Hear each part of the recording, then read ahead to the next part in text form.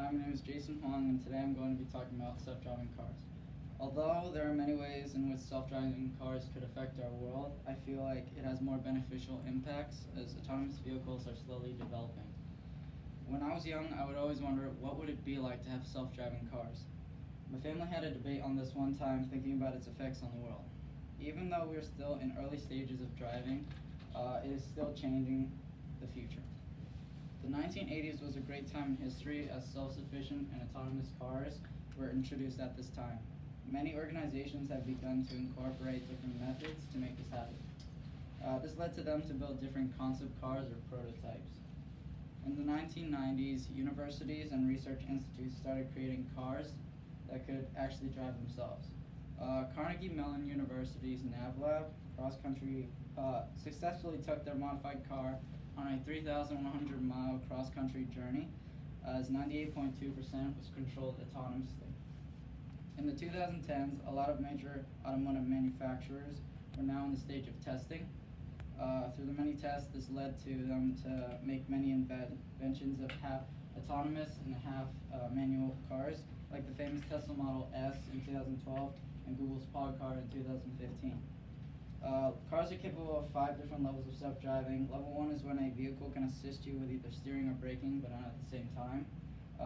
Cruise control is an example of this, as it helps with steering but not braking. A level 2 vehicle can assist with both steering and braking at the same time. They still require full driver's attention, as you must be ready to take over at any time.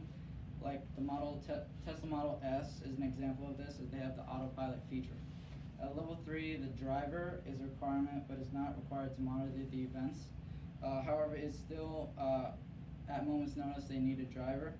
If the problem becomes difficult for a car to handle, they have to be ready.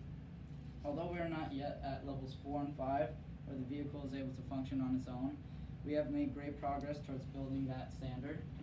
Elon Musk gave a semi-automated car into the world and helped us progress even further. He was a successful technology entrepreneur and businessman who became known for founding Tesla Motors and SpaceX. He changed the world as we know it, as he said, "I could either watch it happen or be part of it."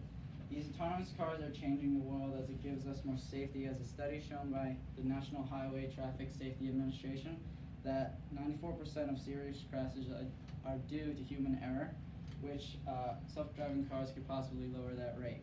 Now, I don't know the exact number of self-driving cars on the road, but an article from Business Wire explains that by 2020, it is expected that 10 million self-driving cars will be on the roads. This is a rapid development of automated cars leading to market changes. The self-driving car market is very competitive, as an article by Raj Vardhan explains that the autonomous vehicle global market is expected to reach 36 billion by 2025. Because due to the technological advancements, road accidents, and more. With the production of self-driving cars, it gives more mobilities to elders or people who have disabilities. It allows them for more employment, as living rests on the ability to drive. Automated vehicles could extend that kind of freedom to millions more. So since most of the automated vehicles are now run on electricity, it leads to better efficiency for the society. It could cut costs, have fewer emissions, and also less negative impacts. Due to the simpler electric engines and lighter bodies of automated vehicles, this allows them to be cheaper. As an article by Melba Kerman and Hod Lipson, they explain how some estimates bring the price to $10,000 per vehicle, with today's average is now $30K per vehicle. So, in addition, automated cars give better public transport, as they're ideal for delivering passengers to or from transport systems. They could also coordinate pickup deliveries if you wanted to get Domino's at midnight. But automated cars still have some drawbacks. There could be a possibility if an automated vehicle had a glitch, maybe due to an update. Also, since the car rely on data of location or user information, this causes major privacy concerns. In addition, there are a lot of hackers in the world today. They could potentially get into our vehicle software, affecting the way the car normally functions. Human behavior is hard for the computer to understand. Overall, autonomous cars will greatly impact our lives, make it safer, more efficient, convenient, and energy intensive, and cheaper. I think it's time for us to seriously consider this technology and put it into use to benefit our societies.